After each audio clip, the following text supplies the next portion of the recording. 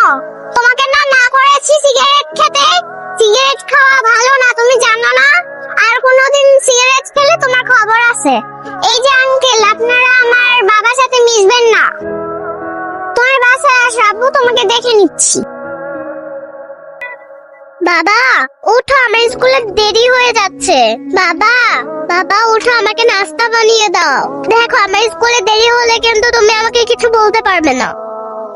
বাবা তোমার গা গরম কেন? তুমি কি অসুস্থ? বাবা তো এখন অসুস্থ, হবে কি করি? হ্যাঁ জাহিদ সাহেব বলেন। মিস আমি আসলাম। কি ব্যাপার আশা, তুমি তোমার বাবার ফোন থেকে ফোন করেছো? বাবা কোথায়? বাবা তো ঘুম থেকে উঠছে না, বাবা মনে হয় অসুস্থ। মিস আমি কি করব বুঝতে পারছি না। তুমি কি আমাদের বাসায় আসবে? আচ্ছা আচ্ছা আমি আসছি। Thank you miss. তোর চা। Thank you. কি রে মা, কোথায় যাচ্ছিস তুই এই সময়? বাবা আমি একটু আশাদের বাসায় যাচ্ছি। আশাদের বাসায় কেন? এখন তো পড়ানোর সময় না। মা পড়াতে যাচ্ছি না তো, একটু কাজ আছে। আসার মাসে তোর অন্য কি কাজ? দাদা আজকে তুই বাসার বাইরে যেতে পারবি না। কি বলছো বাবা, আমি কেন এখন বাসার বাইরে যেতে পারবো না?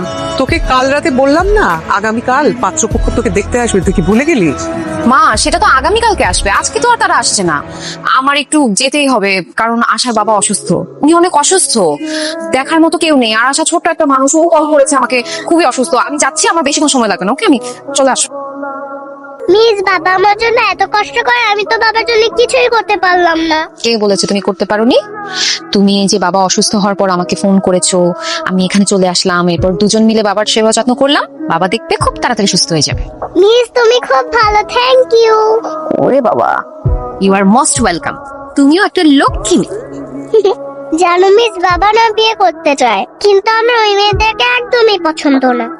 শুধু আমার তোমাকে পছন্দ। তুমি কি আমার মা হবে? আশা এখন আমার বাসায় যেতে হবে, তুমি বাবার দিকে খেয়াল রাখবে, আর বাবা যদি উঠে যায় তখন আমাকে ফোন দিয়ে জানাবে, ঠিক আছে? ঠিক আছে। আর কোনো দরকার হলে আমাকে ফোন করবে, ওকে?